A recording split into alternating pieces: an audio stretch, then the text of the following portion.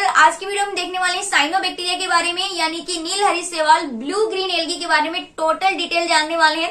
Please channel पे नए हैं, अगर आप मेरे चैनल को पहली बार विजिट कर रहे हैं तो प्लीज चैनल को सब्सक्राइब करना और वीडियो को पूरा वॉच करना है, तभी आपको अच्छे से समझ में आएगा। आप स्किप करते रहेंगे तो क्या समझ में आएगा आपको, इसलिए वीडियो को पूरा वॉच करना है, ठीक है। तो गाइस सबसे पहले मैं आपको बता दूं कि साइनोबैक्टीरिया क्या होता है। ओके, तो साइनोबैक्टीरिया यानी ब्लू ग्रीन एल्गी नील हरित शैवाल के नाम से हम इनको जानते हैं। इनकी उत्पत्ति जो हुई थी, मतलब ये आए थे जब, इनकी उत्पत्ति आज से लगभग 3 बिलियन वर्ष पूर्व यानी 3 बिलियन वर्ष पहले हुआ था। ओके, ये ग्राम नेगेटिव बैक्टीरिया होते हैं। Gram negative bacteria, gram positive bacteria के बारे में आपको नहीं पता है तो उसकी सेपरेट वीडियो मैंने बना रखी है, वो आप जाके देख सकते हैं, लिंक आपको डिस्क्रिप्शन में मिल जाएगा, वहां जाके वॉच कर सकते हैं। तो ये ग्राम नेगेटिव बैक्टीरिया होते हैं।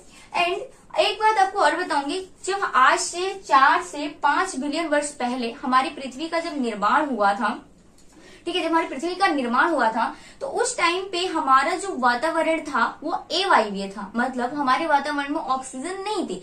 तो एक बात बताओ, हम श्वसन करते हैं, कैसा श्वसन करते हैं? ऑक्सी श्वसन करते हैं। तो जब उस टाइम पे ऑक्सीजन नहीं था तो कैसा श्वसन होता होगा? अनॉक्सी श्वसन होता होगा। तो पृथ्वी निर्माण के समय आज से 4 से 5 बिलियन वर्ष पूर्व जब हमारी पृथ्वी का निर्माण हुआ था तो उसका वातावरण जो था वो अवायवीय था। अवायवीय मतलब ऑक्सीजन नहीं थी। तो उस टाइम पे जो श्वसन होता था वो कैसा होता था? अनॉक्सी श्वसन होता था।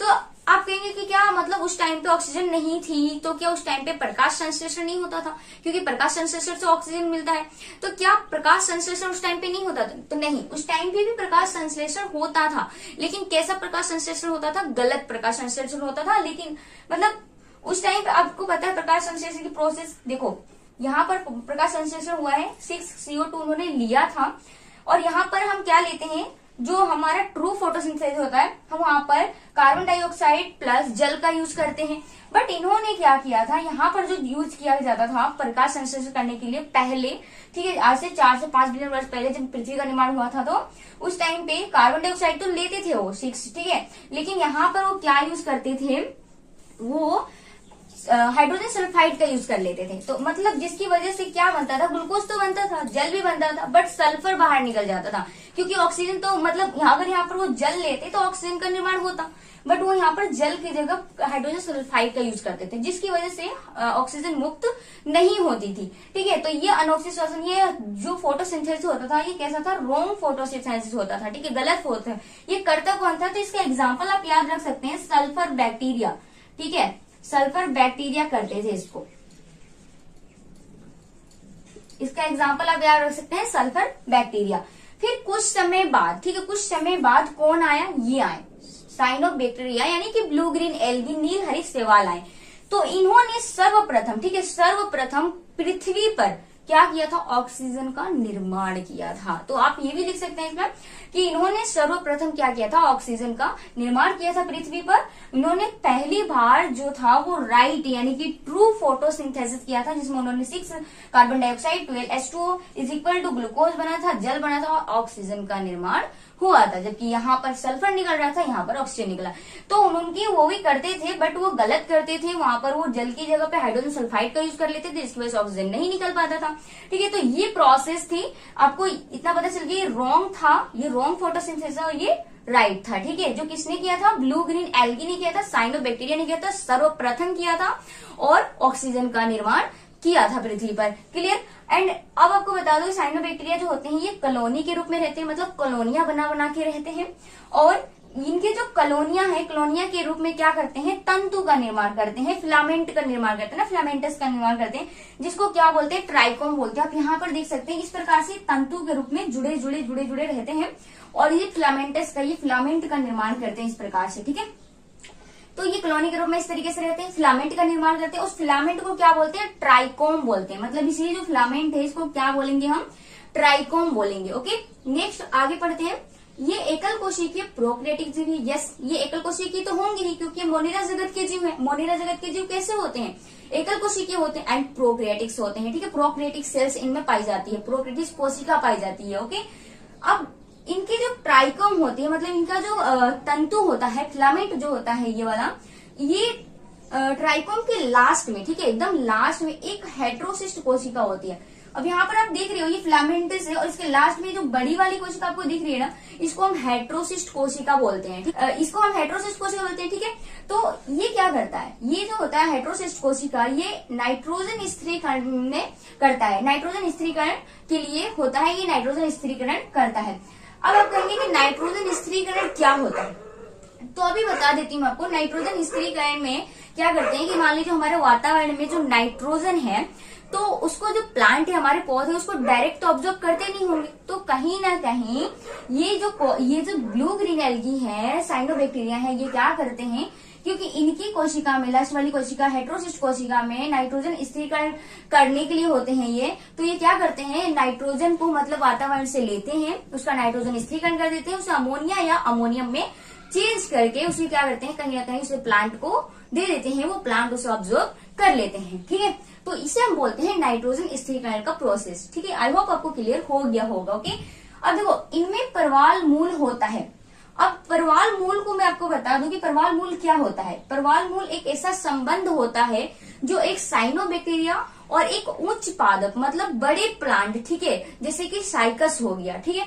तो मतलब एक ब्लू ग्रीन एल्गी को मान लो कि एक उच्च पादप है, ठीक है, एक उच्च पादप है, उसके रहने के लिए जगह चाहिए, ठीक है।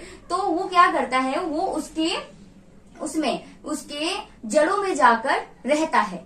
कौन, ये ब्लू ग्रीन एल्गी, ठीक है। तो ऐसा संबंध जो एक साइनोबैक्टीरिया और एक उच्च पादप के प्लांट के साथ होता है, इसको हम बोलते हैं परवाल मूल। आई होप क्लियर हो गया होगा, ठीक है। अब देखो एग्जांपल क्या आप ले सकते हो, एनाबिना एक ब्लू ग्रीन एल्गी है और ये जाकर रहता है साइकस के जड़ों में रहता है, और इसी संबंध को हम क्या बोलते हैं, परवाल मूल बोलते हैं, ओके। उसके जड़ों में रहने वाली ये जो उनके और इनके बीच का ये जो संबंध है, इसको हम क्या बोलते हैं, परवाल मूल बोलते हैं, क्लियर। नेक्स्ट जो इसमें टॉपिक है वो है इनमें सहजीवी संबंध पाया जाता है। देखो सहजीवी संबंध, ये और ये दोनों आपस में कनेक्टेड है, कैसे। अब देखो ये जो एनाबिना है, मान लीजिए ब्लू ग्रीन एल्गी है, ये साइकस के जड़ों में जाकर रह रहा है, और इनके में मतलब जो एनाबिना एक ब्लू ग्रीन एल्गी है, तो इनकी जो कोशिका है हेट्रोसिस्ट कोशिका, ये किसके लिए होता है, नाइट्रोजन स्थिरीकरण करने के लिए। तो ये देखो ये जाके जब साइकस के जड़ों में रहेगा, तो एक बात बताओ, जब आप किसी के घर में जाके रहोगे तो क्या आपको ऐसे ही रहने देगा, नहीं रहने देगा ना, वो आपसे कुछ ना कुछ चाहेगा। तो ये सेम ऐसे ही, अब साइकस जब इसको अपने जड़ों में रहने देते हैं, तो इनसे कुछ चाहिए होता है, तो ये क्या करते हैं, ये अपनी हेट्रोसिस्ट कोशिका के माध्यम से नाइट्रोजन स्थिरीकरण करते हैं, और नाइट्रोजन को वातावरण से लेके उसका नाइट्रोजन स्थिरीकरण करके कहीं ना कहीं पादपों को दे देते हैं, जिससे वो अपने फूड बनाने में, अपना खाना बनाने में उनकी हेल्प हो जाती है, और इनको इनके जड़ों में जगह मिल जाता है। तो एक दूसरे को क्या कर रहे हैं, लाभ पहुंचा रहे हैं। तो ऐसा संबंध जिसमें जीव एक दूसरे को लाभ पहुंचाते हैं, ऐसे संबंध को बोलते हैं सहजीवी संबंध। आई होप यहाँ तक क्लियर हो गया होगा।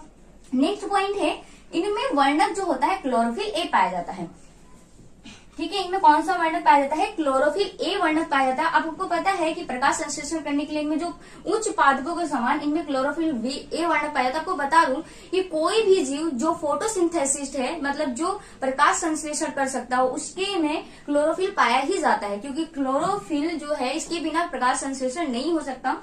ये वेरी वेरी मस्ट है, ये सर्वव्यापी होता है किसमें, प्रकाश संश्लेषण करने वाले जीवों में, ठीक है। ये हो गया। नेक्स्ट इसमें कि समुद्र का जो लाल रंग दिखाई देता है वो किसकी वजह से दिखाई देता है, इसी में एक बैक्टीरिया, साइनोबैक्टीरिया होता है, कौन सा, ट्राइकोडेस्मियम इरिथियम। ये एक ब्लू ग्रीन एल्गी होता है, जिसकी वजह से जो समुद्र है, समुद्र का जो रंग है वो लाल दिखाई देता है। कहीं कहीं पर आपने देखा हो कोई समुद्र जिसका रंग जो है वो लाल दिखाई देता है, तो वो वहां पर कौन मौजूद होता है, ये ट्राइकोडेस्मियम इरिथियम जो एक साइनोबैक्टीरिया है, वो वहां पर होता है, जिसकी वजह से जो समुद्र है वो लाल रंग का दिखाई देता है, ठीक है। और नेक्स्ट जो है हमारा कि पृथ्वी पर प्रोटीन का अधिकतम स्रोत, मतलब जहां से प्रोटीन आता हो, मतलब सबसे अधिक प्रोटीन का जो स्रोत है वो कौन है, साइनोबैक्टीरिया। उसका एग्जाम्पल कौन है, कौन, साइनोबैक्टीरिया में भी सब नहीं, एक जो है फर्स्ट नंबर पर जो है स्पाइरुलिना, ठीक है। ये ब्लू ग्रीन एल्गी है जो सबसे अधिक प्रोटीन देता है, ये सबसे अधिक प्रोटीन का स्रोत है, ठीक है, स्पाइरुलिना, ठीक है। ये ब्लू ग्रीन एल्गी, याद रखना इसको। सेकेंड नंबर पे जो है प्रोटीन का स्रोत वो है क्लोरेला, बट ये ब्लू ग्रीन एल्गी नहीं है, ये ग्रीन एल्गी है, ठीक है। ये हरा शैवाल है और ये क्लोरेला इसका नाम है और ये यूक्रिएटिक है, जबकि हमारा ब्लू ग्रीन एल्गी क्या है, प्रोक्रिएटिक्स है और एक अल्कोशिकी है, ठीक है। लेकिन ये कैसा है, यूक्रिएटिक्स है, तो ये ध्यान रखना।